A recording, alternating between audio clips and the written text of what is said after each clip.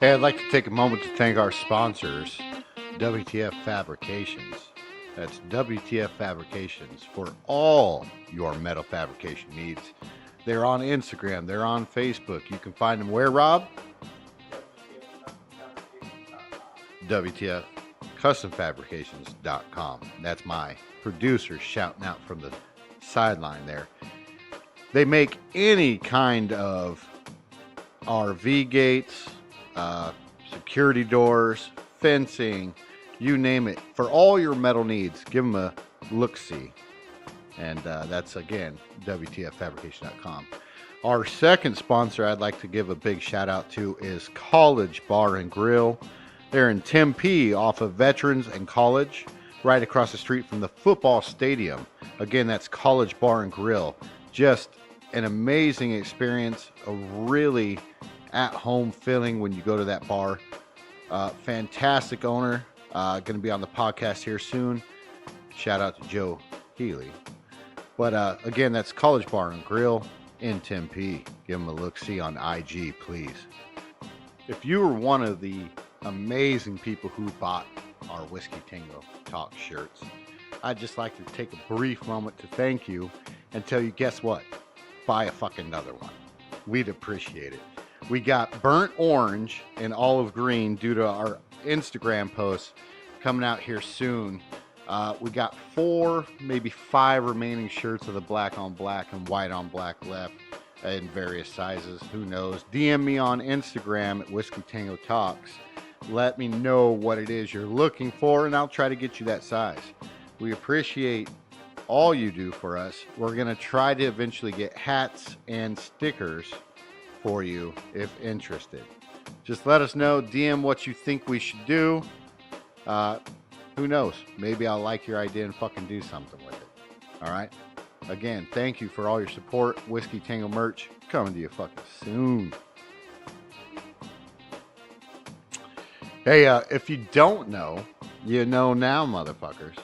Patreon.com, Whiskey Tango Talks. Please go take a look at what we have on Patreon. Check it out. Donate. Donations are going to go to charity events where we do live podcasts, hopefully on YouTube. Giving back to the community. Giving back to the people that listen to us. Hopefully that money that we do receive, if it doesn't go to donations, will go to merchandise for the actual podcast, Whiskey Tango Talks. Again, that's patreon.com. Give us a look. Donate what you can, if you can, with how much you can. We'd appreciate it. We love you for all your support. Again, that's patreon.com. It is adult content labeled due to my foul fucking language. If you're 18, don't be scared. Give it a look-see. You know, the actual first French fries weren't made in France. They were made in Greece. This is Whiskey Tango Talks. I'm an idiot. Your host, Derek Pesatore.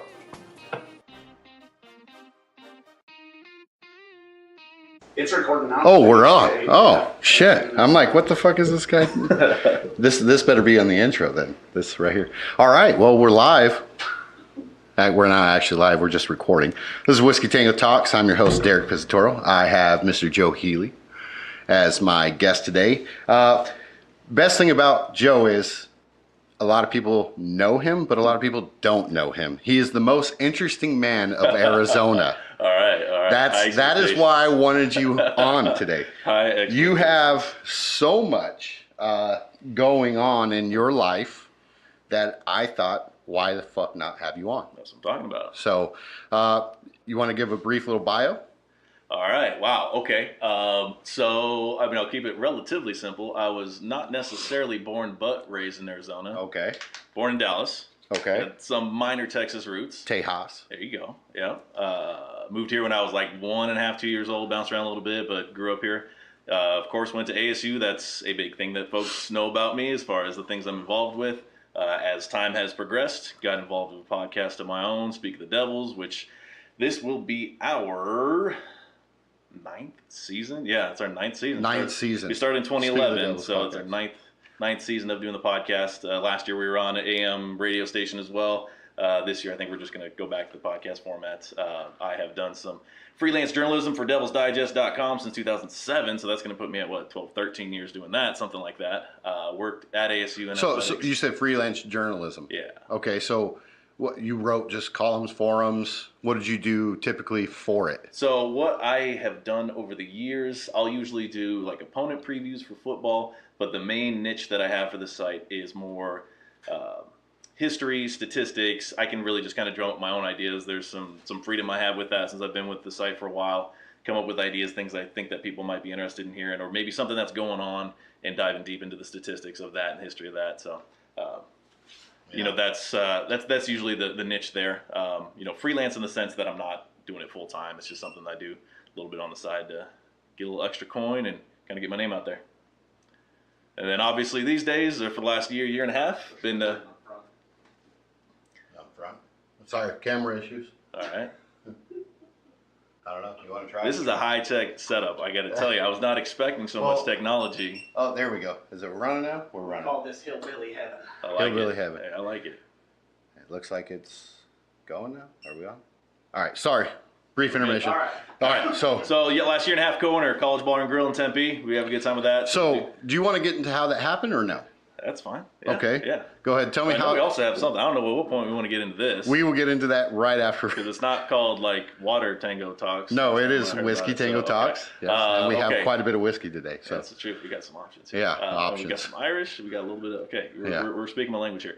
With the bar, good buddy of mine named Nick in 2012 was running a bar in Tempe. Wanted to make it an ASU sports bar. That bar changed into something else, didn't have much freedom on his side at that point. Time passed, we got to be good friends, always, and he was always keeping, he's, you know, like a lifetime bar guy, always kind of kept his ear to the ground, feelers out for a location that he could acquire to do that thing. That came up in December 2017. We took over what used to be Mad Hatter on the corner of College and Veterans, right by the football stadium, by the basketball stadium. Great location for prime location for ASU athletics, exactly. Right. So we took over December 2017, and our first week of business was when ASU basketball beat Kansas for the first of the two times. So we started getting the flood of fans who were actually going to basketball games, and then things just kind of unraveled from there. We did some renovation and some other behind the scenes things over the summer last year.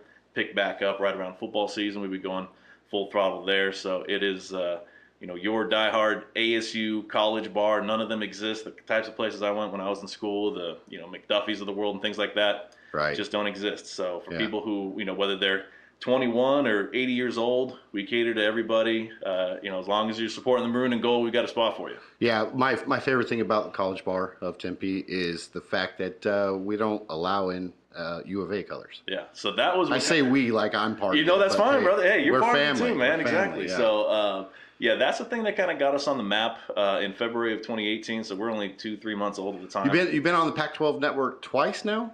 Yeah, because they came back for the Ant Bite segment. So they did that the first time around and they didn't even know who we were. Explain what the Ant Bite segment is for people Okay, that don't know. so Anthony Herron is one of the broadcasters for Pac-12 Network. So he'll do a handful of games, and ASU was chosen, or he did a few ASU games last year in 2018.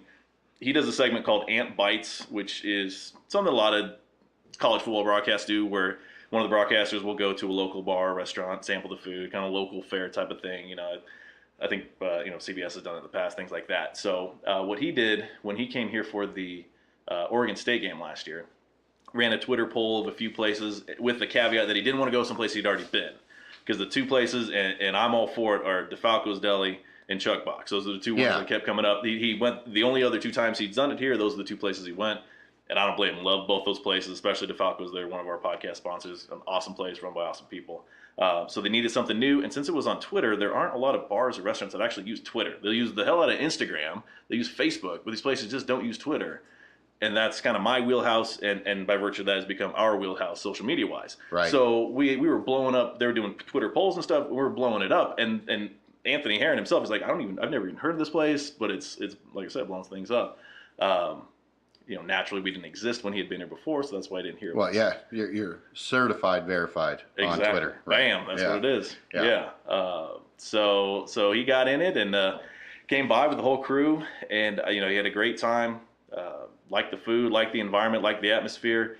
Nick, my business partner, and I, we know football. We know what they're doing. It's not just something. I would imagine he goes places. They're like, oh, cool. You're coming in. Here's some food. Awesome. We were sitting at a bar table talking about the game with them. And Nick's a former high school football coach, and I know what I know. So we're actually going into like X's and O's and numbers and things like that. So they enjoyed that. And later on in the season, they came back, and like I said, he doesn't like to go to places twice. Right. So for them to come back to us. Well, you guys embody everything ASU, so why not? Exactly. It only makes sense. So we're flattered by it. So it's awesome. And they're great, great people. Anthony and Lewis Johnson, who's a sideline analyst. He's been on TV forever. I was honored to meet him. And so it was a great experience with the whole staff there, the crew from the Pac-12. They would come in when they were doing different setups during the day and on Saturday and things like that. So so it's a true honor to be involved with that, because that's exactly what we want to be. Wow. You got a lot going for you. What's your regular 9 to 5? 9 to 5. I work in the Tribal Operations Department of University of Phoenix. Been there for in Tribal June. Operations. Yeah, it's a pretty cool deal. So I'm confused. Next month, right, Irish whiskey. A Renaissance man of the people. Okay. So in June I'll hit 11 years with the university. So that's not necessarily my out of college job, but shortly thereafter. Right. So what we do, because we're able to really help out a lot of Native American students who, whether they live on the reservation or other areas, going to school online, it's a good fit for them, things like that, just as it is for a lot of adult students.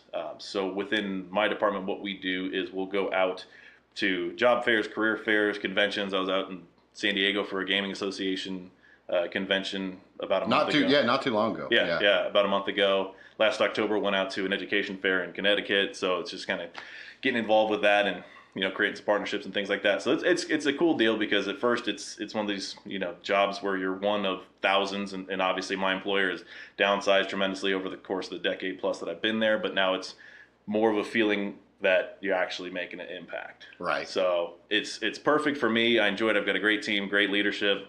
It allows me to do all of the variety of things that I do.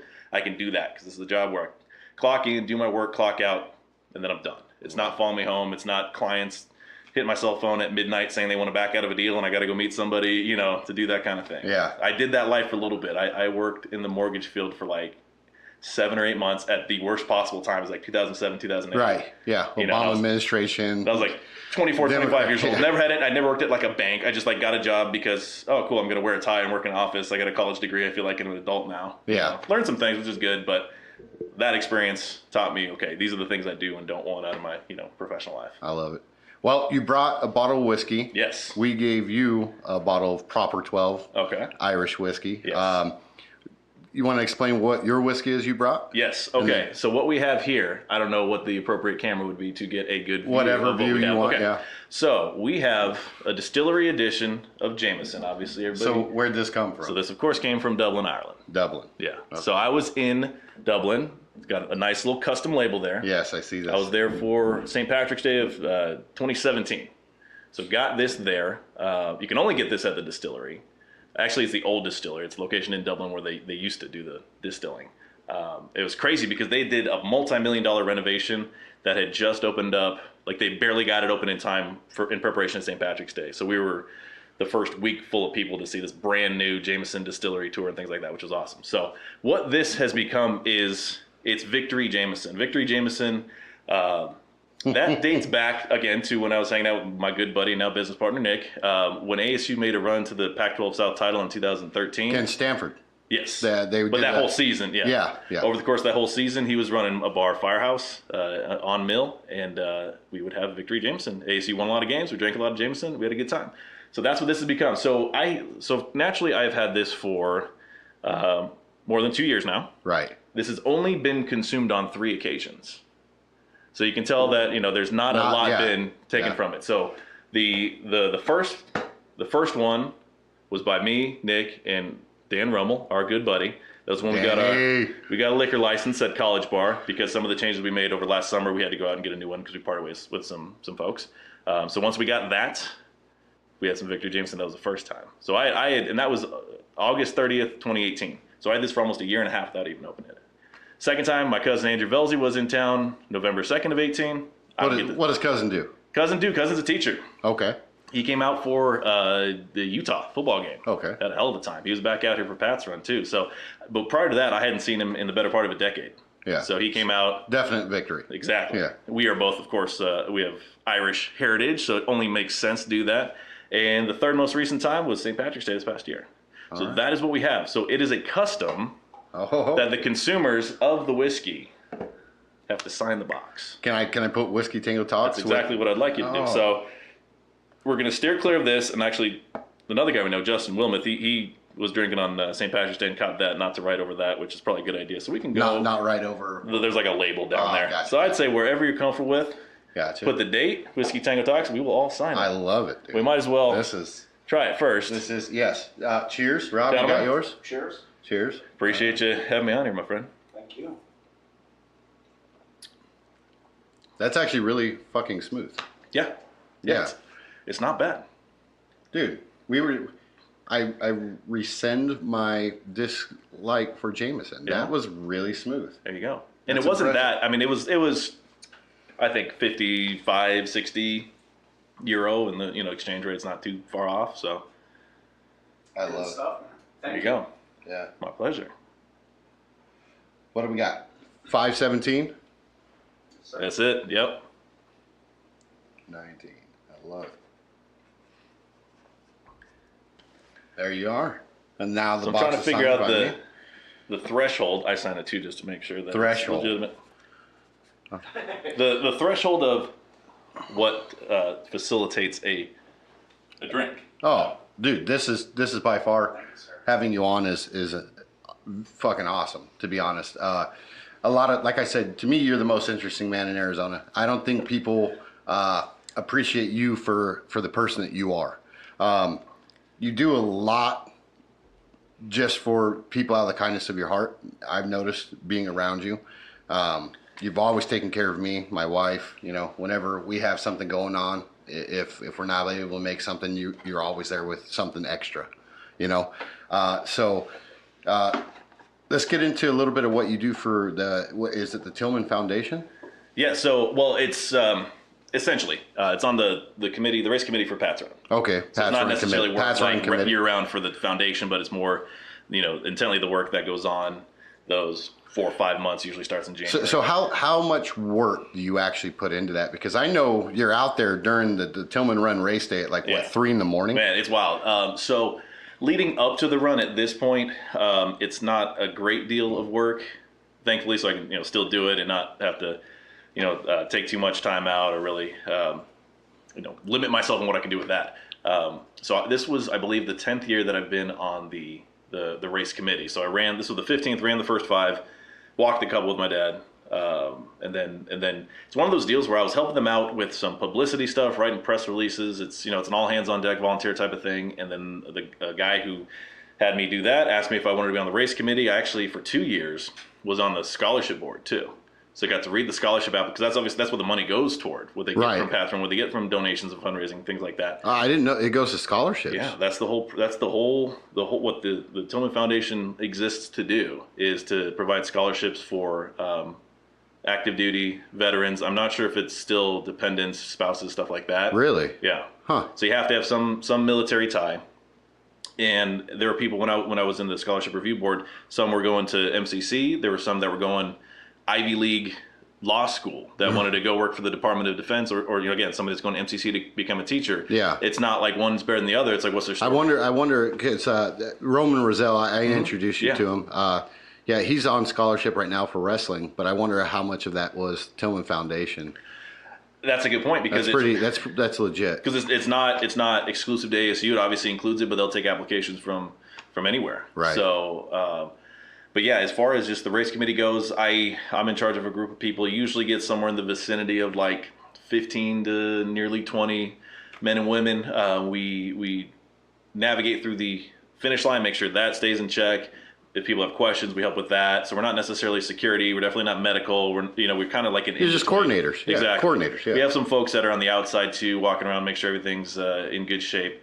We also probably one of the biggest responsibilities that we do on race day is the kids run, because after everybody finishes that 4.2 mile run, you have 1,200, 1,500 some odd kids from 12 and under that are running that 0.24 mile, which is awesome, but it's over 1,000 kids, so you got to keep that in check. So we just make sure that ends smoothly. It's like opening the gate to cattle. Dude, yeah, seriously. So we almost like to use that same analogy. We fence them in almost like cattle. So this year went super smooth, and that's like the storm before the calm, I guess you could say, because that's the last thing of the day. Once that's done, because like I said, that's after the 4.2 mile, so they're done. Once the kids are done, the parents get them, the field's clear, we're done for the day. And like you said, for me, it's a day that starts at like 3:30, 3:45 is when we have you're usually on-site. spent by the time I see you. Yeah, rocking. And it's one of those days where, like, this year I slept a couple hours, year before didn't even sleep. I've kind of like this 2-hour rule. Like, if it's 1 a.m. and I'm not asleep, I'm like, screw it, man, I'm just gonna freaking party. Yeah, because there's no sense in trying to get like 90 minutes worth of sleep. But I mean, if you can't get your adrenaline going and get your heart in the game on that day, I mean, man, you ain't got a pulse, because that's a real meaningful day for a lot of us. Well, we recently texted about putting you on as a sponsor, so I promised my producer I'd put you on the spot today. Okay, all right. So curveball coming at you. I got it, man. I can hit it. I guarantee you're going to hit it. Yeah. All right, okay. So we decided, since we were using you as a sponsor on the show, that College Bar of Tempe needs to make a Whiskey Tango Talks drink. Okay. Called Whiskey Tango. Okay. So do you have any preference of what goes in this? It's got to be whiskey. Well, yeah, there are a lot of whiskeys though. I mean, is this like a cocktail, or are we just calling it whiskey? It's just got to be a shot. Okay. So we got to figure out what it is. Something's got to get the tango in there. Yeah. Some little fire. Okay. So maybe we do like makers with some lime juice, or I don't know. So we got to get Nick on this. Nick is the doctor when it comes to. I'll tell you what. After the podcast, I'll put a poll up. Okay. On my IG for Whiskey Tango. Okay. Talks, and then we'll see what people come up with, and then we'll choose the best one out of it, and I'll shoot it to you. There you go. There we go. I'll give Nick an option, because I mean, he's come up with some awesome shots, cocktails. We have a really good like craft cocktail menu, popular. Yeah. So that's kind of where we are. Is we're like the dive bar, but then some. Like, our food is bar food, but it's real good bar food. Yeah. Wings are freaking killer. You can get wings anywhere, but ours are real good. You can get Jack and Coke anywhere, but we have some cocktails that if you're a little bit more discerning and you're okay spending 10, 12, 15 bucks on something because you want a good quality drink, you're not necessarily going for the cheapest drink you can buy. Yeah, we've got that too, but we've also got stuff that's maybe a little bit more affordable for the well drinks. Well pitchers, $5 well pitchers, man. $5 well pitchers. 32-ounce pitchers, $5 all day, every day. Wow. Yeah. Well, there you go. It's a good niche, and that's actually allowed us to endear ourselves to the college crowd, because I had no problem with the alumni fan base, your 25 and up crowd. Yeah. But, I'm almost 37 years old. Like, I don't speak the language of a 21-year-old. YOLO? What? No. Yeah. You only YOLO once. Yeah, right. It's lit. That's the only thing I know. It's lit, yeah. So, we were able to kind of get into that. What I find funny is the younger crowd's kind of going back to like the 80s dress motif, and it's so weird to me. Like, that died for a reason, right? Now you got all these girls wearing these high-waisted pants with like, dude, yeah. These, acid wash jeans, and they're wearing like Nirvana shirts, and they don't even know what the word means. It's like, all right, I appreciate the effort, but. So let's get into how you and I met. This was kind of a weird situation. Joe runs a ASU forum page on Facebook. That doesn't include Trevor Cole anymore, I guess. No, but yeah. So you listened. Yeah. Okay. Yeah. So Trevor left because he got tired of fans. He's not alone. Yeah, he got tired of fans bashing players. Yeah. But my thing is if you're a player, you have to take criticism. That's part of the fucking game. Because you make it to the next level, you're going to be criticized. Yeah. It is what it is. Like, don't get your fucking panties in a bunch. But so you run a forum page on Facebook, has roughly 2,500 followers. It's somewhere in the $2,000 to 2,500, something like that. I don't really keep too much count, but when you say it, it's like, oh dang. So I get this request from a guy named Randy Forrest, who I went to high school with, and Randy is a very we'll say assertive. I won't say aggressive. He's aggressive. He's aggressive. He's in a good way. Yeah. In a good way, but he's aggressive. He means well. Yeah. Yeah. Absolutely. Yeah. I know who you're talking about. Yeah. I don't know that I've had the pleasure to meet, but So I apologize if I have. he sends this request for me to follow this page. I'm like, okay, ASU, fuck yeah, I'm down. Let's do it. It's a secret group. Yeah, it is. It's a secret group, right? And so I'm like, let's fucking follow this page, right? So I follow the page, and then I make a comment on some fucking off-topic like thing that somebody had said, and next thing I know, you commented back to me like, "Holy shit! Like, you know what you're talking about, pretty much. Like, you know, good to see somebody on here that knows fucking something." And then it was followed, "Hey, you going to the game this weekend?" "Oh, I guess I am." You know, like, "Oh, hey, I got tickets for you. Why don't you come tailgate?" And then from there, we fell in love. That is, it's the true American love Like, story that's- here. So That's pretty much it. And that was 2015, dude. It's been. is that it? Yeah, I guess so. 2015, 16, 17, 18. Yeah, I don't 2015. think what game that might have been.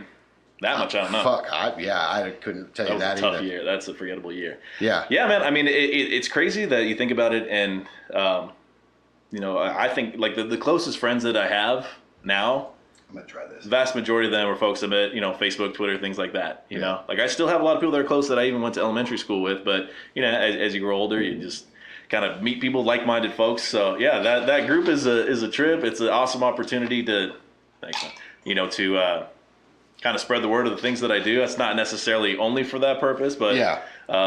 it's a cool It's community. more of a. I like it because people get their butt, you know, Dude, man, they hurt. get fired up. I Oh. mean, I you know, we're preaching to the choir kind of thing. Like we've been Yeah. involved. Hey, I get my panties in a bunch on that Dude. page a lot. Oh, yeah. I fucking You know? I love it though. Yeah, you but got- just to hear people like, you know, they only when personal attacks start happening, that's Yeah. when it's like, hey, dude, like it's football talk. Right, Like, yeah, calm your yeah. fucking shit. Yeah, But and that's why 2-3 years ago.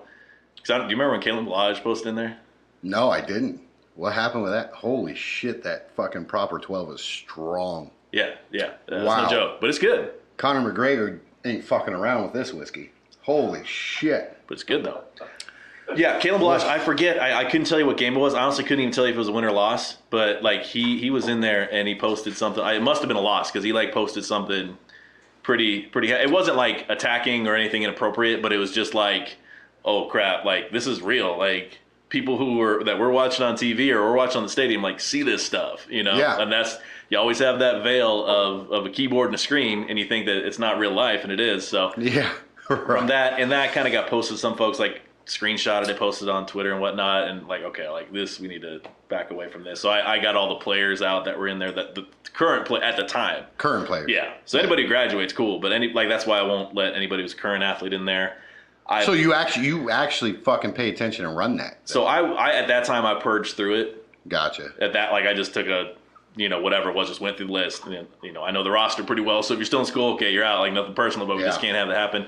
And I have some discretion, like for family members, because, you know, if it's the quarterback's mom and the quarterback has a tough day and everybody's you know, firing away on the quarterback, that's a tough thing. Mom doesn't need to see that. You know Yeah. what I mean? So Did you listen to the whole Trevor Cole podcast? Yeah. So what did you feel about my Manny Wilkins statement? I think that's fair. I think it's accurate. Dude, you know? just a fucking tremendous Sun Devil. Yeah, and his life story. I mean, that, you know, he's gone through a hell of a lot of stuff over the course of his life, so that's something that you know is meaningful and should be accounted for as well when you're kind of thinking about how you feel about the dude. I never had the chance to meet him. No, person. me neither. Yeah. So you know, and that's such a difference maker for me now because Yeah. Who was it? Rob Likens you spoke on, and I'm not trying to put you on the spot with No. this either, but you're like, dude, it's fucking hard not to like that guy. yeah, oh man, I met him at the banquet, and Yeah. he's just an awesome dude. He's like out either Texas or somewhere from, you know, the South. He's got a little twang to him, and just a real energetic Well, he guy. spent some time in Louisiana Tech, so That's true. Yeah. So whatever influenced him to speak the way he speaks, yeah, and that's something that you know. that was like Billy Napier.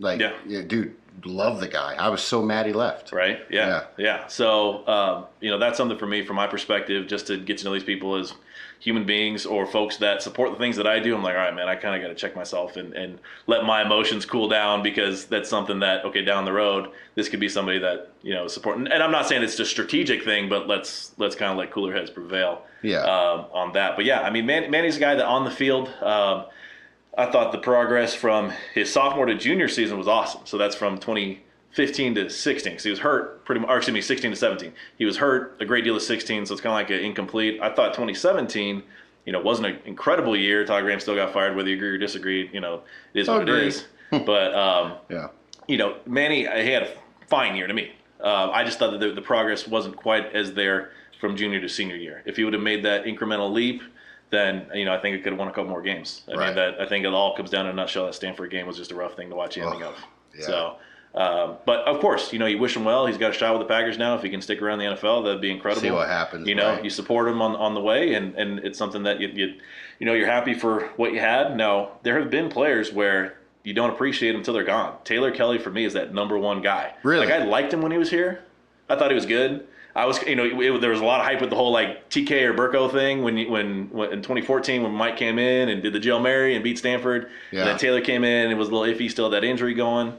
But then as things progressed, after he was gone, it's been about 500 or worse, give or take, since then. So he's someone for me that I grew a great. We kind of took advantage of him a little bit. Yeah, you took him for granted for sure, because you just figured that Norvell at the time could throw anybody in there. They'd light it up. You'd go win 10 games. Todd Graham's a superhero. Right. So I love Mike Bercovici. The offense that he ran as a starter was just not necessarily tailored for him, so it's not against him at all. Yeah. But if we would have had Taylor Kelly the last couple of years, that'd be an interesting thing. So how do you feel about Burko being a grad? That's awesome. Oh, it's incredible. The dude loves ASU.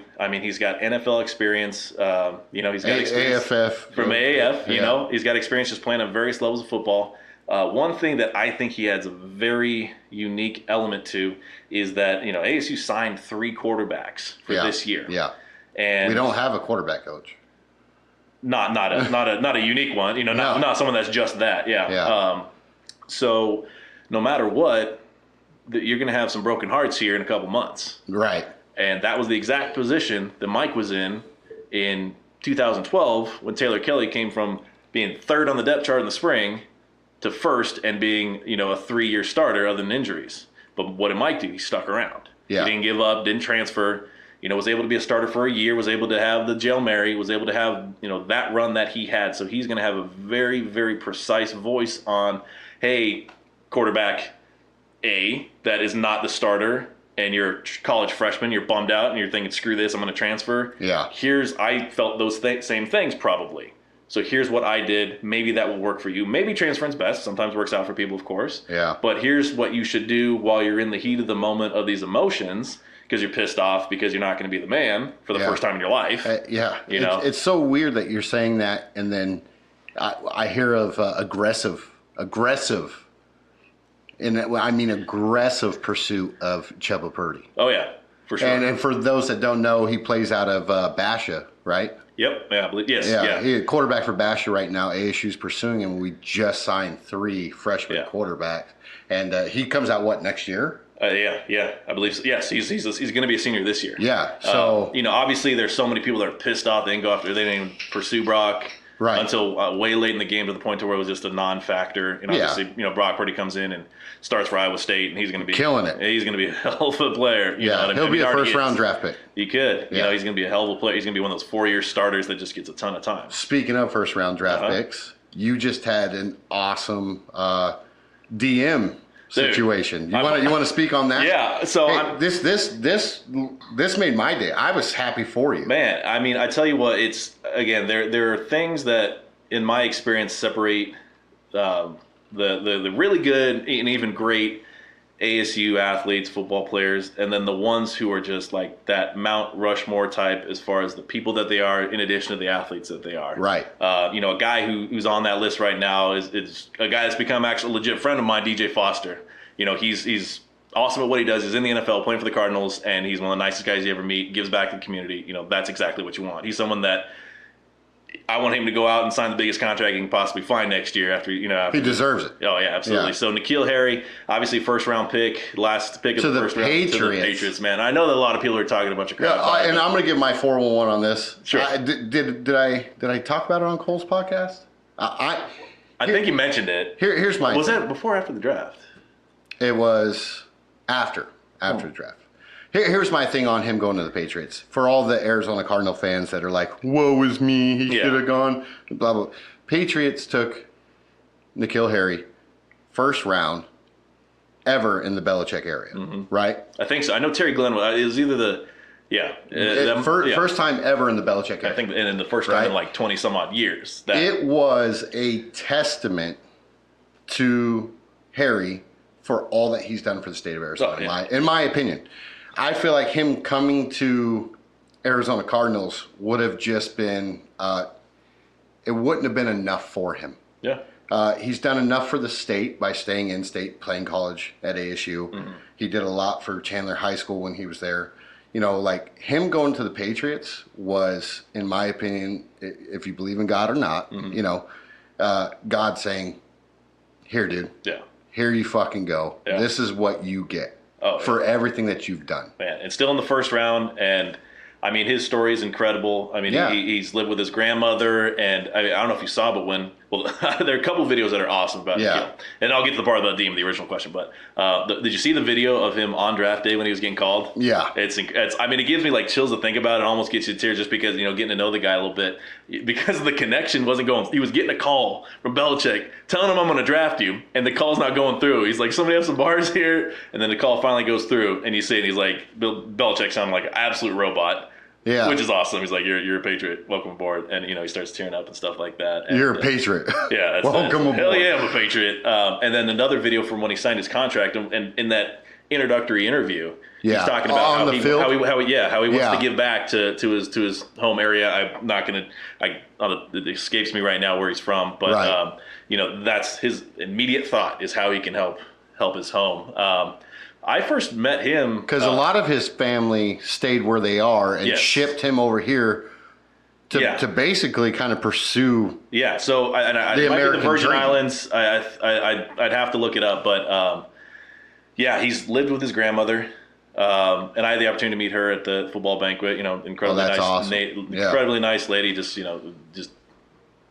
incredibly grateful for the support staff that's been around him and the structure that ASU's put together and things like that. But, you know, I first met him when I was out at San Diego, at the San Diego State game. We were picking up my dad and Jordan Simoni to go to like a booster event, and he was out there waiting for like an Uber. They're going to go do something. And I just went up to introduce myself, and like he knew who I was. And that's not something like I ever assume at all. Yeah. You know what I mean? Well, how was that? How did he? Like, you just kind of word of mouth, or? I mean, we follow each other on Twitter, like from when he was, you know, since I worked for Rivals and when he was a recruit and stuff like that. Oh, okay. So that I think might have it. You get that check mark on your Twitter bio, man. Yeah, right. Fuck, I need some. But and it was awesome there. We just kind of BS'ing for a little bit, and then you know, I saw him at the banquet, and that was after he had declared for the draft. And there was this little like VIP lounge area with the bar and stuff like that. Some of the players were mingling with, you know, boosters and staff and whatnot. And he was like standing by the door talking to like every person as they're going through. And this dude had already declared for the draft. Like, he could say, "Peace out, screw you guys," later. You know what I mean? But he was letting, you know, everybody have. I'm telling you, man. That's why he went to the Patriots. Telling you, man. There was something in the works for him that it was just like, dude, like, you deserve. Yeah. You know what I'm saying? Like that's just amazing. So when he got drafted, what happened? Because you posted about it on your Facebook. Yeah, so I'm trying to find it here. Oh, okay. Yeah, and it was actually in the afternoon after Patron on that day. Okay. So I was hanging out at the bar and I'm having a good time. I'm like, dude, this is awesome. So he just sent me a message on Twitter. It said, I mean, I'll just read it verbatim here. It said, "My man just wanted to say thank you, believed in me, and had my back since day one. Much love." Simple stuff, but I'm like, dude, you don't need to do that. Yeah. You know what I mean? Why did he DM you? You That's know, awesome. I think it's just something that. Dude, that's fucking awesome. You know, I want these guys to succeed. I want them, especially people like him, people like DJ. There are a bunch of others. Jordan's in that list as well, Simoni. Yeah. You know, these are guys who are living right. They are 100% about what's going on here. When you especially have guys like DJ, Nikhil, they could have gone anywhere in the world to play college football. Yeah. They didn't have to stay here. They could have gone anywhere in the world. In fact, I think had DJ gone to a different college, he would have had a more illustrious career. Yes and no. It's completely based on the decision to move into wide receiver as a senior. He was awesome his first 3 years. Right. But then when they tried to move into wide receiver, he had his poorest. This is nothing on him at all. It's but let's say he went to Stanford. Behind so Stanford. Cal was going to be the other one. So think about if he had gone to Stanford. Let's just say. Oh yeah. Like Look at what Bryce Love did. Sure. Look at what fucking McCaffrey. Oh, don't get me wrong. The numbers would have been crazy. That's what I'm saying. But for him, I think Cal and Oregon were the two. Cal definitely, I think Oregon and USC. Oh my God, Oregon would have been just disgusting. But Cal, it was definitely ASU and Cal. Yeah. But for these guys, for them to stick around, do the whole hometown hero thing, because God knows that ASU has had horrible, luck with things. I think that's another thing about, people being bummed out about him not playing on the Cardinals is because the Cardinals, I guess, kind of to their credit, we'll see how it pans out. But the last year or so, and especially this offseason, they're loading up on Arizona guys. Right. They drafted Kirk. Yeah. They have DJ. They got Zane Gonzalez. Murphy. They signed Terrell Suggs. They signed Brett Hundley. Yeah. Brooks Reed is a Wildcat, but if you're putting the whole state in there, they've kind of loaded up. So I think people wanted, that whole thing for the Cardinals. And again, it would have been cool to see him here. But man, if you're talking about going to the Patriots, playing with Tom Brady, who is ageless, I mean, still playing. You know what I mean? Like, you fell in the lap of the number one team for the last how many years? Who needs it? Gronkowski's retired. Yeah. He's gonna jump into being, guy behind Edelman, that kind of thing. Like, he's not some scrub that's gonna work his way up from 6 on the depth chart up to maybe in a couple years he'll get some reps. I mean, he's gonna be thrown in there for the defending champs. And I got no problem with New England. I have no problem with Alabama. I have no problem with success. Like, if you build something, and you win, damn well deserve and you do it for 20 damn years, dude, go Dabo. I love Clemson. Clemson, Bama. I mean, these teams, these people who are pissed off about seeing the same championship game, it's just like, all right, we'll go out and beat them. Find a way to beat them. Create a fucking blueprint and do it. That's Find my a way to take. beat them. Yeah, that's Georgia, stop blowing games against people, man. Beat somebody. So going back to it, I mean, for me, that was super touching, and I, responded like, it's just, it's one of those guys you're going to cheer forever. Deserves any penny of the millions of dollars he's going to make over the course of his lifetime. He's going to be an incredible ambassador for ASU as a professional. Yeah, and that's something that. Well, maybe when he's back in Arizona, you can try to convince him to come on my podcast. Hey man, I'd love to have a current New England Patriot on my fucking podcast. There you go. Legit. I actually wanted to talk to because you actually through just kind of Twitter. Hooked me up with Jordan Simoni. Yeah. I got to make that contact still and schedule Jordan's him. Jordan's a man, dude. Jordan's a man. So what's crazy is him and I actually have more ties than I even realized. Like, after I talked to him on Twitter, or he replied, I should say, I didn't talk to him. I realized that his roommate in college and his travel roommate in college was Lloyd Carrington. Okay, cool. I mean, they started the secondary. Yeah, and Lloyd Carrington was my coach when I worked at the Kansas State. So it was just kind of, it was really neat that, and I can't wait to talk shit about the stuff that Lloyd used to say about him. Yeah, dude, Simoni's a man. I've gotten to know him real well because over the last year or so, he made it all the way to the NFL and stuck around. Yeah, did he go to ASU for? Do you know what he majored in? Because now that he's doing media work, right? So I don't think I'm fairly certain he didn't study journalism or broadcasting. I think he did some things, because I remember he was doing something, I think it was like Channel 12. Like, he was doing some kind of intern type of work, but he's been talking about doing like a master's in journalism, and you probably aren't going to do that if you already have that background. So maybe he kind of wants to legitimize it. I mean, that's people like myself. Like, I didn't study journalism at ASU, but I just knew how to write well and knew sports. Maybe I just need to get into that shit. Dude, now that I'm saying exactly. Podcast. But I've got to know him the last year or so, because when Derek Hagan went to become on the coaching staff, the position opened up for the sideline analyst on the broadcast. And I know they really wanted a former player, and he was the guy they picked. Yeah. Hagan, probably one of the best receivers ever. At ASU? Yes. Oh, absolutely. Yeah. I mean, the list has grown in the last few years, because you're going to throw Nikhil and Jalen Strong on there. Well, Strong... as far as performance at ASU... No, I know. Strong just makes me mad because he should have stayed another year. We needed him. Well, we needed him. We would have liked for him to stay another year. Well, you mentioned your dad. Don't mean to cut you off. You mentioned your dad. What did your dad kind of... Because I know a large part of your life is centered around a lot of what your dad's done at ASU too. What does he do for ASU for people that don't know? So my father... this is interesting. Just to kind of take back, Tim Healey, as some of you may know. So in the 80s, when we first moved here, worked on Channel 10, and then we moved to Seattle. They came back, and then from like 88 for about a decade, worked at Channel 3.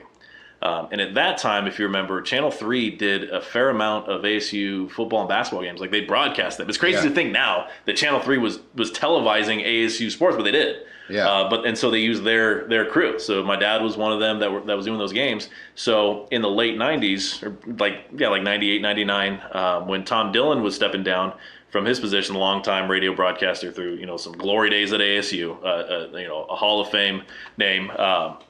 The position came open, and between the experience in the market and experience specifically with ASU, Bob's got the gig. So he went from TV to radio, does the radio play-by-play for football, baseball, and basketball. He's the voice of the Sun Devils. That's the name. So he's been doing that for a little over 20 years now. You know, do things like banquets and other events and advertisements and things like that, coaches shows. So he's done that. That helped certainly open some doors for me. I interned in the athletic department in the media relations office, and that was through, you know, a door that he helped open. You know, I do the work myself, but he helped open the door.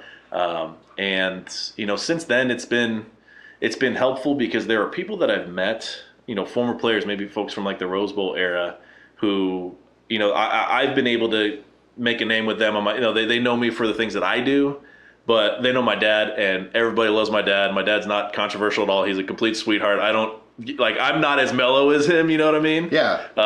So everybody absolutely loves him. So if I'm meeting a guy like when I got to know Juan Roque, you know, spoke the world of my dad. So that's kind of like, okay, I got, you know, street cred in that regard because I'm his son. So that's, I mean, that's a priceless thing to me. Well, dude, so when you decide to put on your big boy boots and go ahead and start interning again in your spare time so you could become the voice of the Sun That Devils. would be something else, man. No, dude, seriously. Like, I listened to you on Speak of the Devils podcast. You're on this podcast.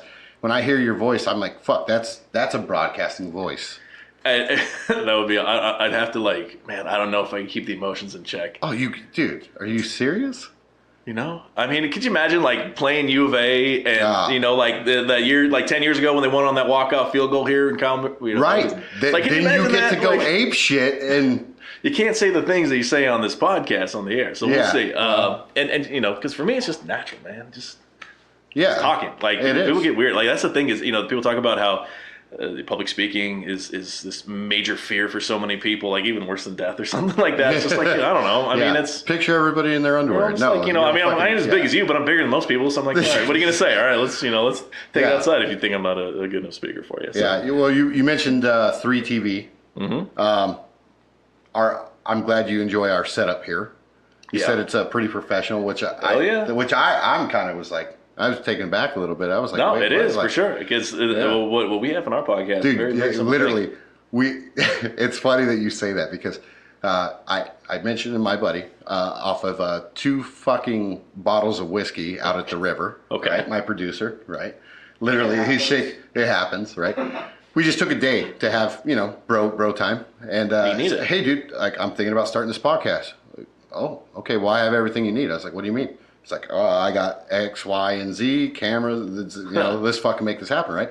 So within 3 weeks, we did my little pallet wall. Yeah, I remember seeing the progress pics, man. We threw this together in 3 weeks, and here we are. Like, you know what I'm saying? And it just goes. I mean, that's a similar thing. You know, my co-host Brad Denny, 2011 in the summertime, he just hit me up and said, because he was writing for Bleacher Report at the time, and I was doing what I was doing. Oh, really? Yeah, at that time he was. Yeah. He went Bleacher Report, House of Sparky, Channel 3. How does that work? Does you get paid for any of that, or? At that time, I'm not sure. This is like 7-8 years ago. Yeah, right. Bleacher Report's huge now. Oh, yeah. It's imagine the fuckers that got on Barstool Sports when they did. Jesus. Seriously. That fucking. But I mean, at the time, Bleacher, I don't know if it was the case at that time, but not long before it, anyone could write for Bleacher Report. You could go in, you could write an article on whatever site you wanted to. They'd have somebody to check it out. Yeah, if they liked it, post it, whatever. And they didn't have a pretty, strong threshold like that, as long as it's not a bunch of garbage. So yeah, he hit me up. We started doing it. There's a market for it because there just is no, 12-month a year talk radio coverage of ASU athletics. It's only when it's in season, and really if it's newsworthy, they're doing well. Let alone always talking about it on a weekly basis during the season. Come hell or high water.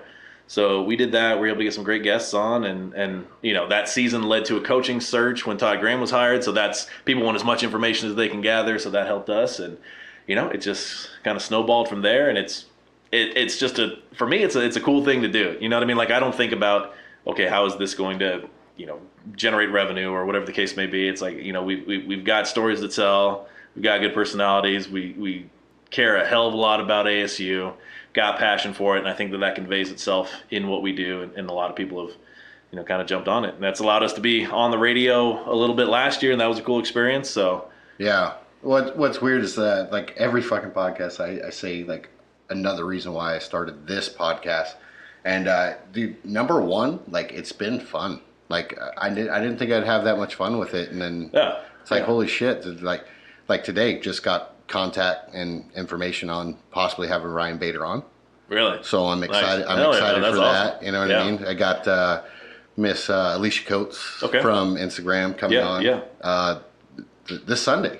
So I know I used to go to Independence a little bit, and this sounds like a creepy thing, but like you kind of see who people are, and they tag themselves and stuff. Like, oh man, okay, cool, you're legit pro at this. So, what's awesome. weird is like just everybody's been pretty open to this, and a lot of people are like, oh well, you don't have so and so, or you don't have this, or you're not Joe Rogan, or how many followers dude, you have, or this and that. I'm fucking sorry that somebody famous started a podcast before me. Like just give me a fucking shot, assholes. Stop comparing us to Joe Rogan. Yeah, and it's you can't compare. Yeah, you can't compare anybody to Joe Rogan. The thing for us that's been really cool is we've had former players, Danny White, J.D. Hill, guys that played in the 70s. Dude, 60s, he's recently Brad's had on Herm Edwards. Yeah. But I mean, if we're focusing on some of the ones, Ron Pritchard, guys played in the 60s and 70s here. And these are people to me that I'm like, dude, Danny White's a football legend. He's a college football player, played in the NFL forever.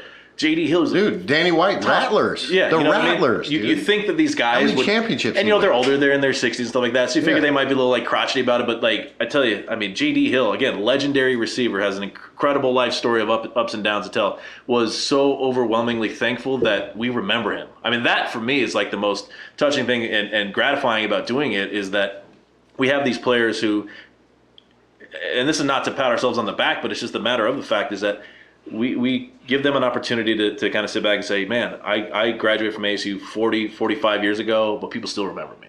Yeah. And that, I mean, for a college athlete, that's as big of a deal.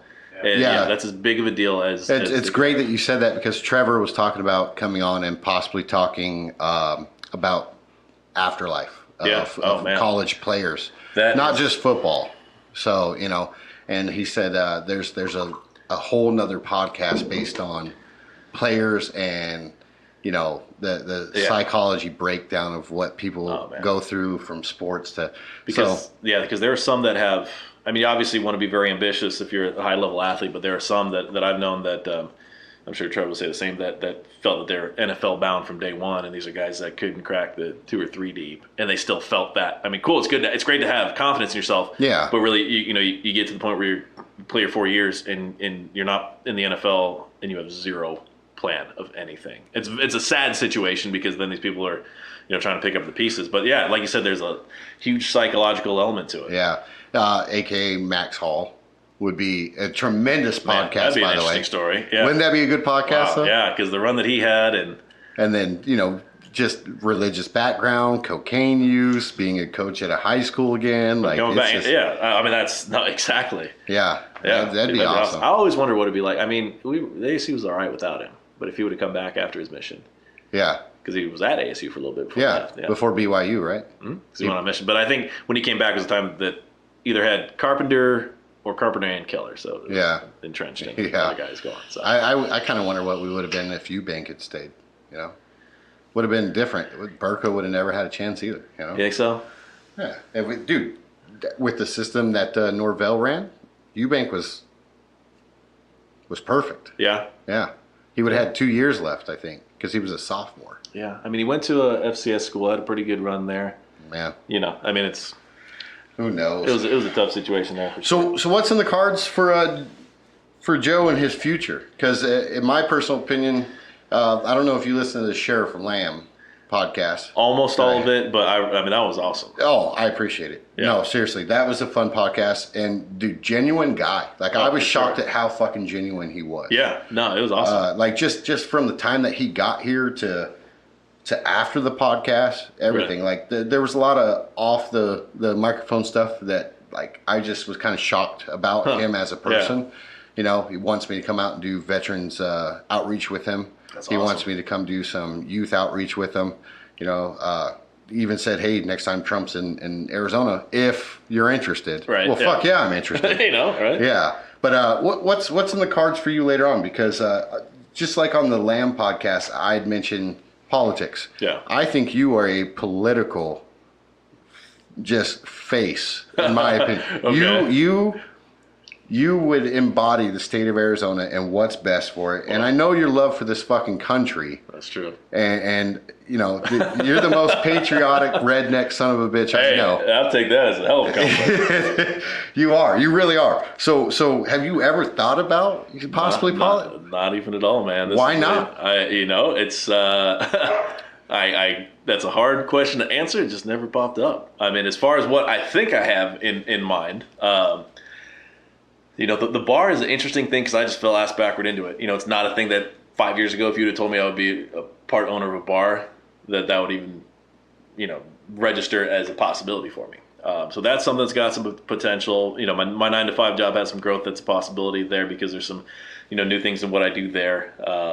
I've always just balanced like 3, 4, 5 different things. It's just, that's how it is. I've always had in the last 10 years of my life, always had a lot going on. I don't know. I operate so much better at 110 miles an hour than I do at 10 miles an hour. If things are slow and there's nothing going on, it's just weird.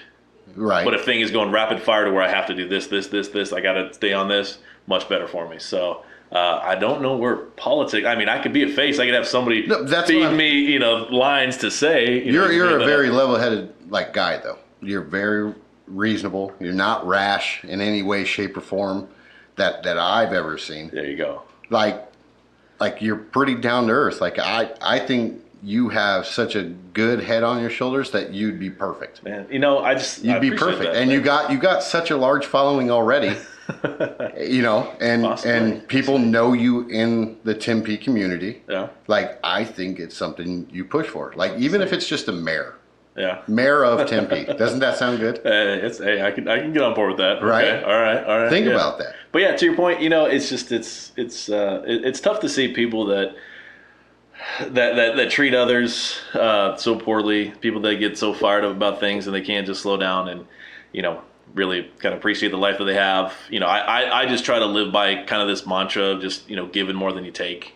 If I can help people out twice as much as they could ever do for me, then I'll be a happy person. I'm very blessed to have a life where I don't need too many people to give me things. If we work out a mutually beneficial thing, if I provide you a product or a service that's of value to you and you're a consumer of that, awesome. See, and that's where you and I get along great. The last podcast I had, we got cut off around 40 minutes. The power went out, and we had to redo the podcast. But during the first 40 minutes of that podcast, my guest would say, "Hey, oh yeah, you're a veteran. That's right. Cheers to that. I want to thank you." And I stopped him and I said, "No. If you want to thank me, be somebody good in your community." Yeah. That's thanking a veteran. Yeah. Don't be a fucking shitbag is pretty much what I asked. Put that on a bumper sticker. But you know what I'm saying? Don't thank a veteran. If you want to thank a veteran, go out and serve your fucking community. Yeah, for sure. We served our country.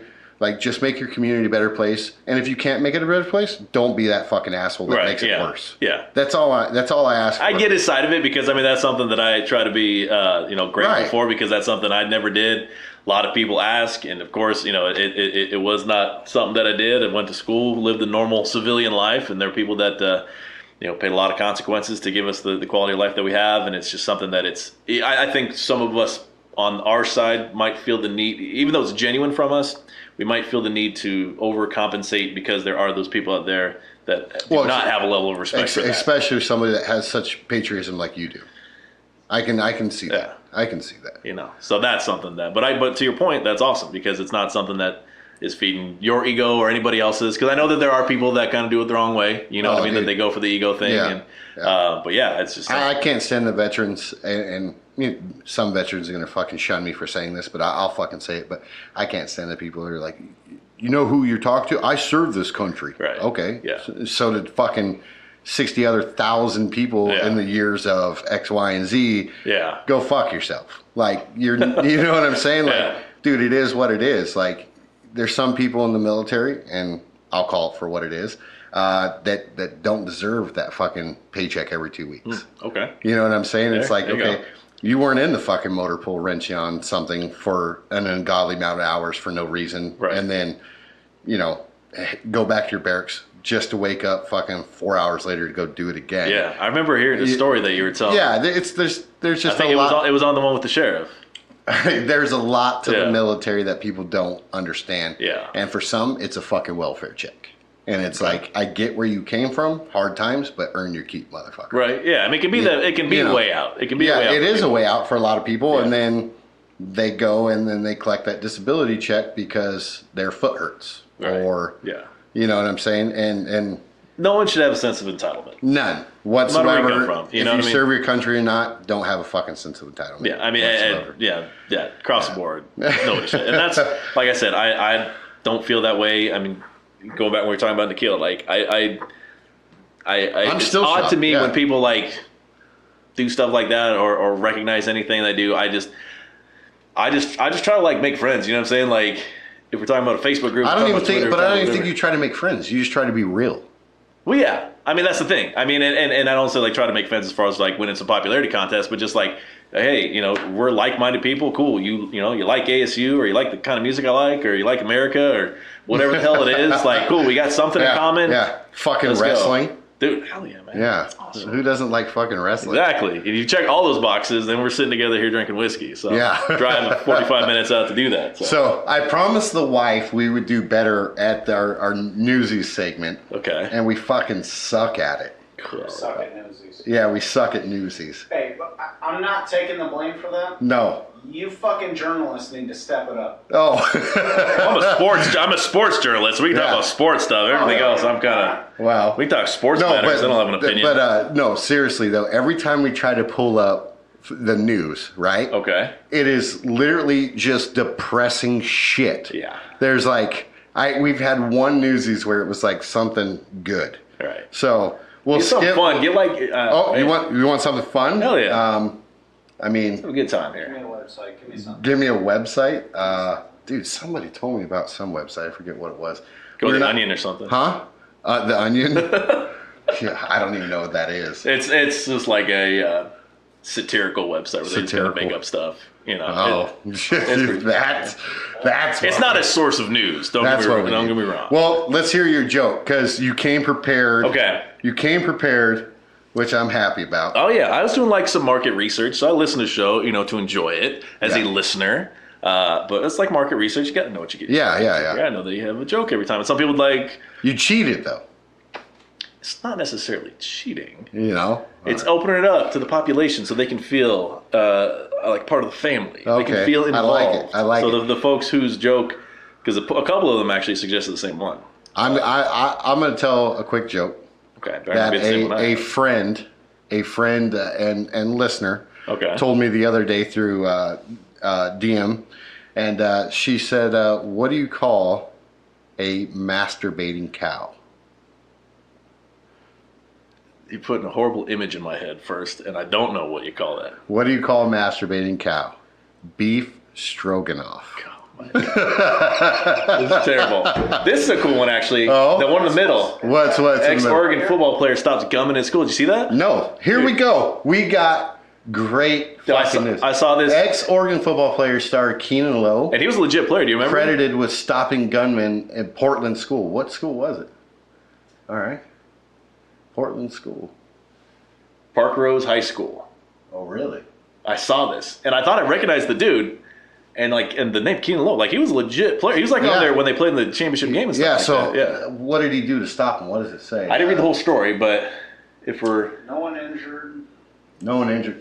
What the fuck is? See, but look, like great story, right? Yeah. But again, how depressing is it that we're still having fucking school shootings? I get it. You see what I'm saying? Yeah. How do we stop school shootings?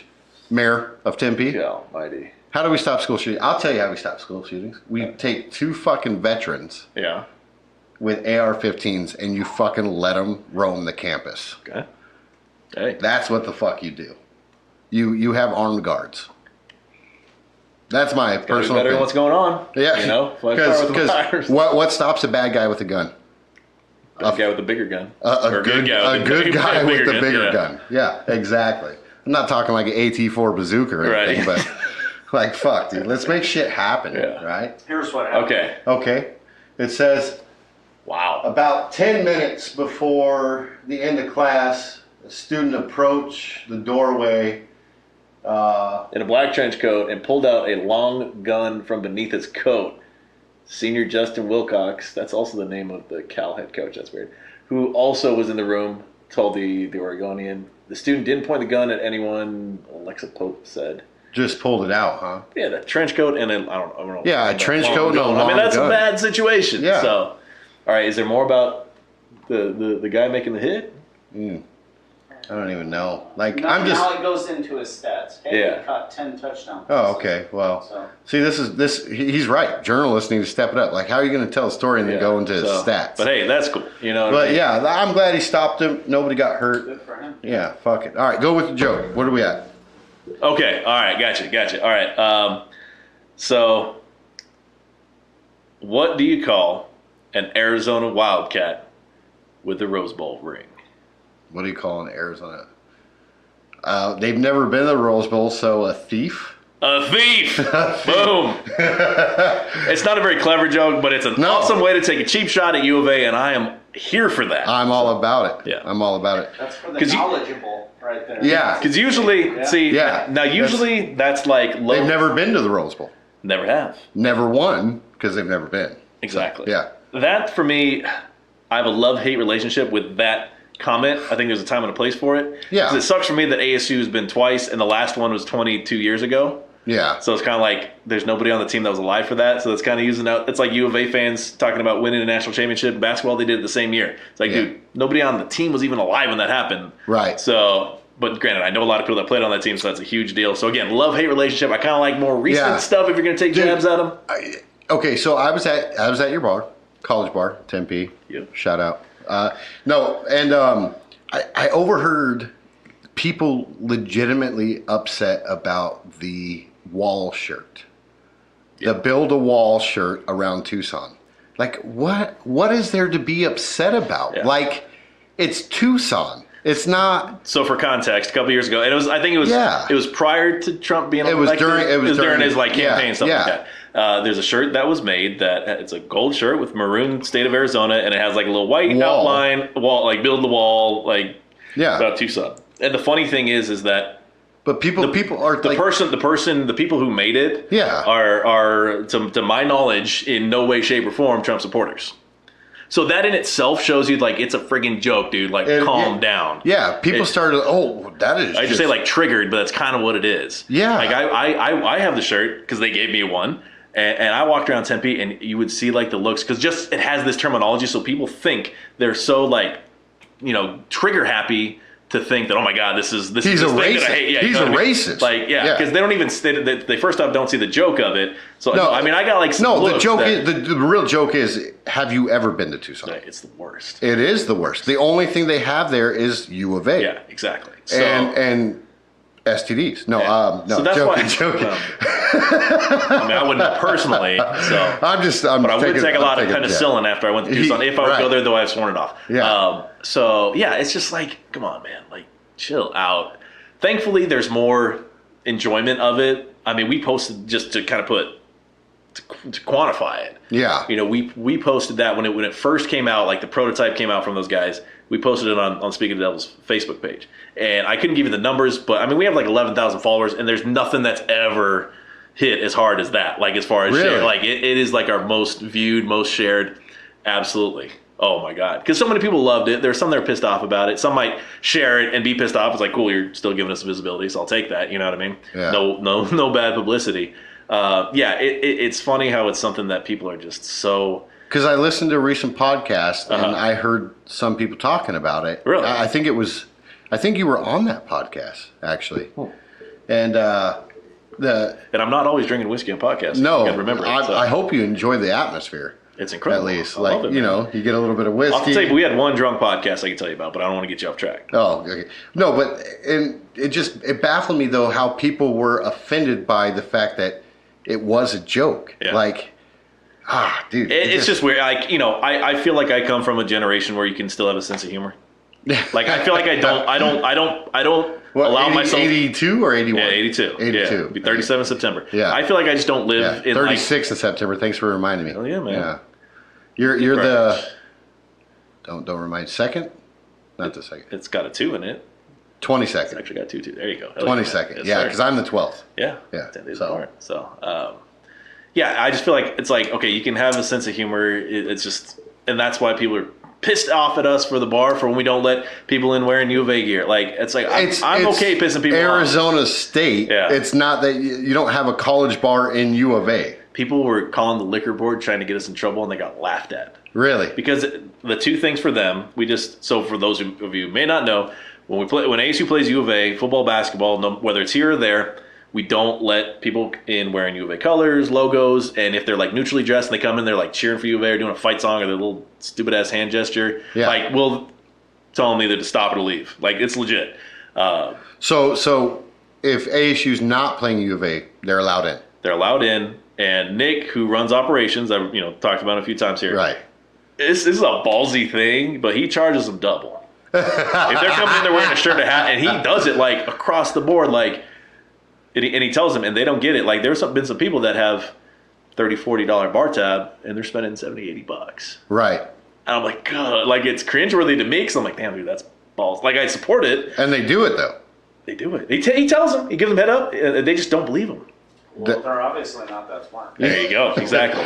But U of A education. So going back to it, so when we had people calling the liquor board, the two things they like literally got laughed at. Number one is a dress code. We give them the opportunity. We say, hey, if you behave and you don't wear the colors, we actually have extra shirts for you here. Yeah. You're good. You can hang out. We'll give you a maroon and gold shirt. Exactly. Yeah, it's there are a lot of bars in Scottsdale place. You can't wear jerseys, you can't wear chains. That kind of, like dress codes. Dress codes at bar. Like, I remember I was wearing a hat and I was trying to go to Sandbar in freaking Ahwatukee. Right. And I had like an ASU hat on. They wouldn't let me in, so I looked like a dumbass with matted down hair and stuff, trying to work some game. Didn't really work. You had to shave your damn head like me. So there's that. They're like, it's a dress code. They can have a dress code. Yeah. And the second about it, which they were happiest with, actually, was, the liquor board is obviously their number one priority is safety. Mm-hmm. And the Arizona Liquor Board in Phoenix, Arizona, is well aware of the rivalry between ASU and U of A.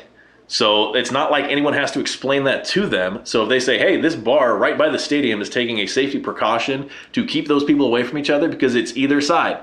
I've seen it. We've all seen it. It could be a U of A fan acting like an idiot. It could be a dumbass ASU fan. Mm-hmm. You could, if we had a U of A fan in there minding his or her own business, doing their thing, just being there, and you could have one of us being a drunk idiot and being like, I love it. Because last year, I literally stopped a guy from beating up a chick in the stadium. Yeah, so I mean, that stuff happens on either side. So if we're separating that, the fire and gasoline, we're good. Yeah. And it's not a huge bar. Capacity like 200 something like that. Yeah. I mean, if we're at, like the actual legal capacity. So, and it got full. And I would hate it. It would be, one of the worst things in that circumstance I could imagine, having, a party of 4 ASU fans come at the door, and we're saying, sorry, pal, I can't let you in because we have that party of 4 U of A fans that's taking your spot. You know what I mean? Doesn't make any sense. You know what I'm saying? So it's just something we did. We got to run with it. We got to keep it. This year's going to be a test. It's going to be fun because this will be the first Territorial Cup football game in Tempe since we've owned the bar, because we took over right after it. The last time they were here, I thought last year it was in Tucson. Oh shit! And the year before, we didn't take over until like a week or two later. Wait, it was still Matt? It was still Matt. It was 2 years ago that I almost broke up that fight. If it was here, it was 20. Yeah, that's right, because the last one was down 2017. Because Vince, Lopez. Was down there. Yeah. Vince so this year, so we're gonna have that. So we're gonna have. We've done a couple basketball games, and that's wild. Yeah. But football is going to be a whole other thing. Yeah. Now, we've had fewer and fewer people try to get in, which I think kind of shows like people are hearing about it, which is cool.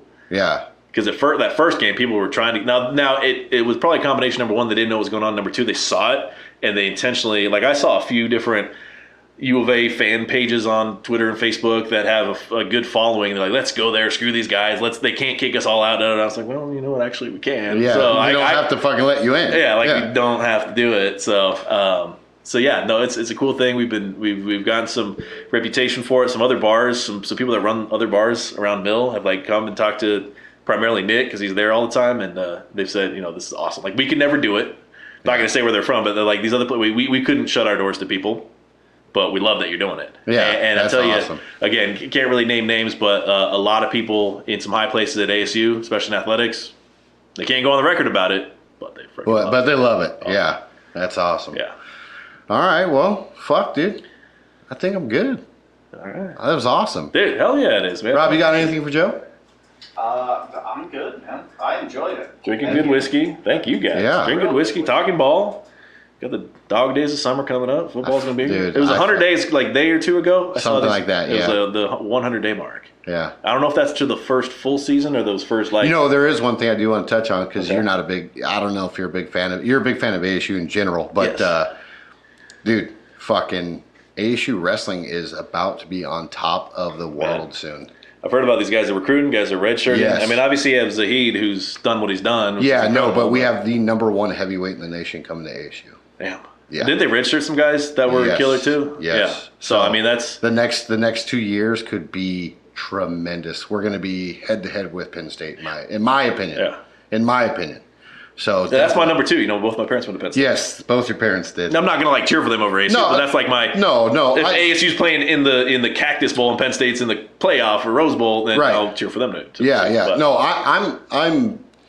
I'm not biased in the sense of I have teams in different conferences. Yeah. Like I pick a team from each conference. Not a bad deal. But if ASU plays that team, no Yeah. matter what, it's Yeah. ASU for me too. But yeah, and it's crazy to think that it was just 10, 11 years ago, something like that they're about to cut it, or did they actually follow through with cutting when they were going to cut wrestling?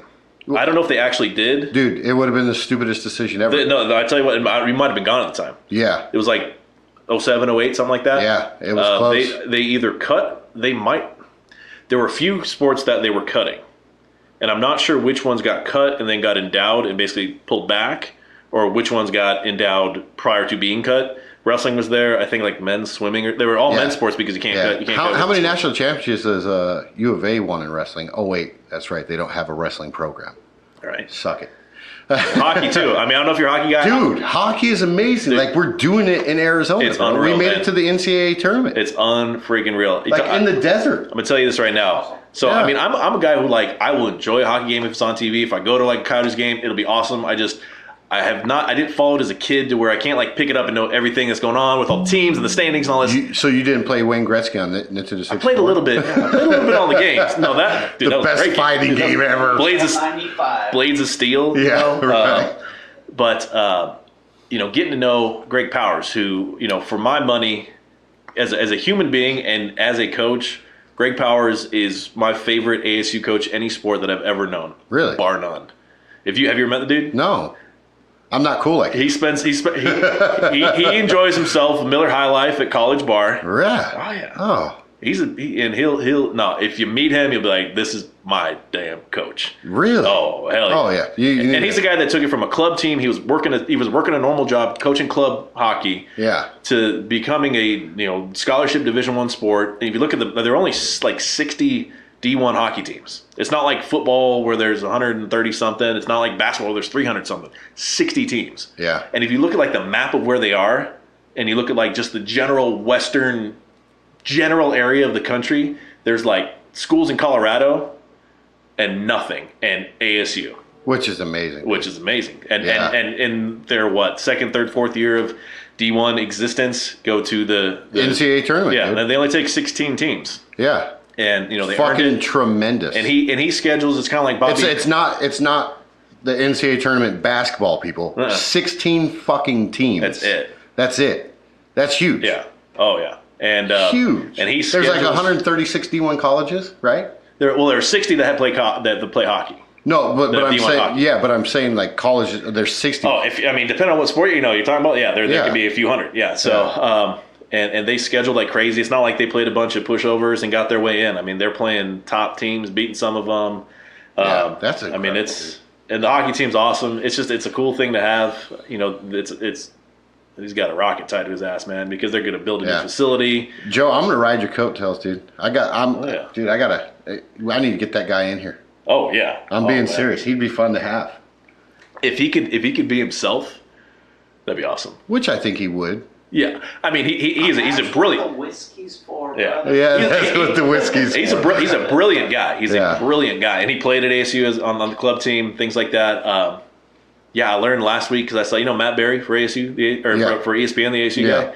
I was at that Devil's Ball event. See, he's another person I'd love to get. Fuck, dude. He was there. I guess he and Greg were in the same classes together. Oh, okay. Like, that is a class I'd love to be in with those two guys. Yeah. So, Matt's big. Willie Bloomquist, too. Willie? I got it, because he told me, get hold of Joe if you ever need anything. Yeah. All right? I'm going to have to get him. Yeah, no, Willie. MLB baseball player, man. Yeah, he played for like a decade and a half. Yeah, last team he played for was Diamondbacks. Yeah. He was an incredible player at ASU. Awesome guy. That's another thing people don't realize about ASU, baseball history. Oh, yeah. There are people and the people that do realize it are very vocal about it. Dude, Willie Mays, right? Reggie Jackson. Barry Bonds. Dustin Pedroia. So it wasn't Mays. No. I thought Mays. Reggie Jackson. Rick Monday, the guy who saved the flag from being burned by those hippies. Yeah. Dude, you got Dustin Pedroia, Andre Ethier, Cole Calhoun. Well, Pedroia, he battled out for second baseman when Ian Kinsler was here. He was here for a minute. Yeah. Dude, ASU has so many baseball and a bunch players. of guys that were incredible at the college level didn't necessarily pan out in the pros quite as much. Tracy Smith, man. So I tell you, this schedule is weird. It's a tough deal because the ASU baseball crowd is a very precise crowd. You don't necessarily have too many people because college baseball does not get a lot of publicity. Not at all. You're not going to throw on ESPN and see college. I mean, you'll see some of it. You get World Series Little League. Yeah, more exactly. Than you do I mean, you're not going to get a ton of coverage on Sports Center to where you're knowing everything about everybody. Yeah, you might have your ranked teams from the SEC and things like that will get some coverage. Yeah. So your ASU baseball crowd, a lot of them are ones who've been following ASU for a long time. Which is awesome to go to the games and BS with a bunch of old timers and things like that. Well, as the mayor of Tempe, how do we bring in more fan base? Man, so it's a tough thing because ASU, when they moved from Packard Stadium to Muni, to Phoenix Municipal Stadium, now Muni is it's a major league spring training park. Fucking no, but the ballpark itself is so intimate. Oh, if you've never been there, you've never experienced baseball. Yeah, and that's the best. I use it really is a great ballpark. That's the say. Intimate is the word that I use. It sounds kind of weird. You think like you're, getting frisky with the ballpark, but you are. It's that a smaller place. It's not as stretched out. You're on top of things. Yeah. But from when they moved from that, things kind of took a downward turn, at least compared to what it was beforehand. Yeah. So there's a lot of association with that. They think of Packard and romanticize it because it's like, man, those were the really, really, really good days. I remember it wasn't that long ago. It was less than 10 years ago that ASU went into Omaha as the number 1 overall seed in the College World Series. Right. And won a super regional against Arkansas in 2 games that went to extra innings that were some of the most intense baseball that I'm a baseball fan, but I don't watch everything. But as far as for my money, some of the most intense baseball that I've ever seen. People that are really getting after it. Yeah. And it's a tough deal. They have a great deal of talent, and I support the hell out of the guys. Great dudes. Some of them I've got to know. And just by supporting them, because I think that it's my takeaway that the baseball team is certainly not at all oblivious to the criticism that the coach has gotten, and that trickles down. So I think that if there are people who are supportive of what they do, they really appreciate that. I've had some conversations with some people, not in depth, but just kind of get that, that impression from them. And they go to war for Tracy Smith. It's a bottom line business like anything else. You got to win. Yeah. They start off on fire this year, which was awesome. 25-0 or 24? Something to that effect. I mean, they of their first 25 games, I think they lost 1. And then the Pac-12 schedule started, and things weren't quite at that level. I mean, you have incredible teams in the conference. At one point, just a couple of weeks ago, like a week or two ago, the top 3 teams in the country were all from the Pac-12. UCLA, Stanford, Oregon State were 1, 2, and 3. Yes. So that's a tough thing to overcome, So they got to finish up strong. We'll see. Who's to say what the standard is as far as what they need to do? I'll tell you what the standard is. We swept U of A. For the first time, I think. Hell yeah, man. And that's big. So for the first time, I think I saw since either 71, 72, or it's 45 years in winning in football. Yep. Sweeping in basketball. And sweeping everything in baseball. Because what they did is, as many know, they already had swept the Pac-12 series was earlier this year. Yeah. They swept that, but then they had one non-conference game that was like a week or two ago. So it's like, okay, you kind of have that asterisk. You got to win that last one to get everything. So to have done that, I mean, I don't care who you are. I mean, that's a rare thing. That's a big deal. That's if you can't be happy to a certain extent with that, I mean, they've got some incredible talent on the team. I mean, if you haven't seen them play, they got two guys that this year and next. Home runs, dude. Oh, dude. Like 20, 21 or 23. This year and next, ASU is going to have 2 top 10 picks in the MLB draft. Yeah. Hunter Bishop is going to be this year. Yeah. 6'5" center fielder who knocks the hell out of the ball, can play the field. Somebody compared him to Trout, possibly, that like the way he plays. So we'll see. I mean, Bishop's incredible. And then Spencer Torkelson, the first baseman, he led the nation in home runs last year as a freshman. Yeah. On his way to, he hit, I think, 25 last year. He started off a little slow in that regard. He was still playing well. It's kind of an interesting thing. They talk about it on the broadcast and stuff to where people were thinking that he was not hitting well, but he was still batting like 400. He just wasn't hitting home runs. Wasn't hitting, but he was up in the conference leaders in RBI. And again, if you're batting 400, you do something right. But, Neck, he's not eligible for the draft this year, but next year, I mean, I've seen some talk he could be the number 1 overall pick. So there's talent there, but I think that that's something that having that, because that has not been the case in recent last few years. Yeah. So I think that makes some folks frustrated. It's okay, you've got a lot of talent. You started off on fire. So they're pitching. They had a few guys leave the program right before the season started. So there's limited bodies in the bullpen. So when they're playing these weekend series, if you have a Friday night game where you've got to use a few guys, I mean, or the decision has come up, okay, do you let your starting pitcher go longer than you normally would, even though he's looking like he's struggling out there, because you got to, really play your cards very close to the vest, because you can't throw 3, 4, 5 guys out there on a Friday night because you're playing 2 more games, and what are you going to do? If they're essentially used up, because somebody's going to have to go all night. I just enjoy it. ASU's got an incredible baseball tradition.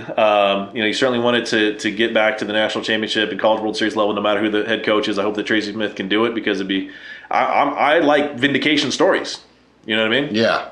If there's someone that people have been crapping on for years, and you come back and you kind of put your middle finger up and said, "Here you go," that's a good story. You know, dude, and basketball's been just a roller coaster too. It has been, and ASU sports is a different kind of thing. I mean, as fans, people are all over the map. You got the battered fan syndrome. You got people that are just happy to kind of be in the arena.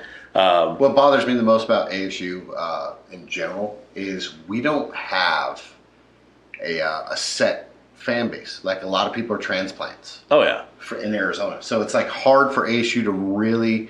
Yeah, their fan base, unless you're an alumni. Yeah, I mean, and I'm an example of that, because my parents went to Penn State, and we moved here when I was a kid, so I'm the only one in my family that graduated from ASU. Right. I was born and raised here in Arizona, so for me it was like, okay, that's college. It is so rare when I talk to people that are like our age, whose parents were in college in the 70s or 80s, talking about when they were going to ASU games. It's such a rarity, and I love hearing the stories. But it's like, man, I just didn't even really grow up around it. Like, my friends growing up, most of their parents were from other places. So, it's cool to meet people who are in that circumstance. But yeah, to your point, there's living in the area that we do, there's so much going on. I mean, granted, pro sports in Arizona are about as bad collectively as the Suns are the worst thing ever. It's unreal. Like, it fucking hurts my heart, because I think I had a 6th pick. Dude, you know what I mean? Like, dude, it just hurts my heart, because I remember Dan Murray, Charles Barkley, fucking Jason Kidd. You had, fucking. I mean, I tell everybody that. Huh? Mid-90s. Oh yeah, dude. Like, we played the Bulls in a 7-game series and barely lost. Yeah. That was against Michael fucking Jordan. Yeah. The way that I tell people that shit, that was Suns basketball, and then now it's like for a while we had Steve Nash and Amari Stoudemire. Yeah, you got to get run like 10, 15. The way that I've had this conversation a few times. I lost track. Like, I watch players in basketball now. I don't even cheer for the Suns, because they've just killed the vibe in Arizona. They're playing basketball. The Rockets, and James Harden's playing. I'm going to go for the Rockets. Because you're a Harden fan. Yeah, I'd rather see. I'm the same way, because they have a chance. Yeah. But the way that I've had this conversation a few times is that if you think about it, every major team in the Phoenix market has had at least one really good run. Yeah. ASU went to the Rose Bowl '96, had a chance for a national championship. Diamondbacks won a World Series. Suns went to the finals. Cardinals went to the Super Bowl. I think the Coyotes, I think they went to like a conference championship. A couple playoffs. Yeah. Yeah. So, but among all those, there is nothing that took over the city. Like when the Suns made that run, it's like in Major League, dude. People are like wearing gear all over the place. Dude, we lost and they still had a parade. Yeah. They still had a parade. I remember. I mean, just went. like I It remember. was the greatest thing ever. Yeah. Friends of mine, their parents are naming their dogs like Barkley and Marley. Yeah. Again, it's like Major League when the people are walking by and the guys wearing the Willie Mays Hayes glove, the guys wearing the Indian shirt. Yeah. It's like that.